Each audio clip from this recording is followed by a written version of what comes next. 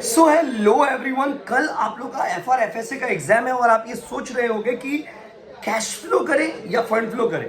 कुछ बच्चों ने तो ऑप्शन में चुन लिया है, कुछ बच्चे ये सोच रहे हैं कि मुझे कैश फ्लो भी आता है, फंड फ्लो भी आता है, मैं एग्जाम में क्या करूं ये मैं समझ नहीं पा रहा हूं। आप थोड़ा सजेस्ट करिए। देखिए, सबसे सिंपल तरीका तो ये है कि दोनों में से जो आपको ज्यादा इजी लगेगा और सही लगेगा वो करिएगा, ये सबको पता है।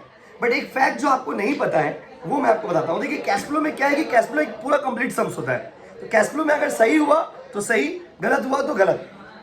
बात समझे। फंड फ्लो में क्या है कि सिंस 3 स्टेप्स में सम्स बनता है। पहले आपका statement showing working capital changes, फिर आपका फंड फ्रॉम ऑपरेशन मतलब एडजस्टेड पीएल, और उसके बाद फिर आपका फंड फ्लो स्टेटमेंट। तो इसीलिए मार्क्स जो है ना 3 पार्ट में समझिए डिवाइड हो जाता है। तो अगर फंड फ्लो सही सही आता रहेगा तो आई पर्सनली सजेस्ट कि आप फंड फ्लो करिएगा। बस समझिए ना। नहीं आता रहेगा तब तो कैश फ्लो करोगे, बात का बात है। अच्छा, क्या सर हम छोड़ के जा सकते हैं दोनों में से कोई एक? देखिए, छोड़ के आप जा सकते हैं, लेकिन एक रिस्क होता है। क्या रिस्क होता है कि फंड फ्लो स्टेटमेंट का 15 मार्क्स का सम दे दिया, छोटा सा 5 मार्क्स का सम कैश फ्लो का दे दिया आपको करने के लिए।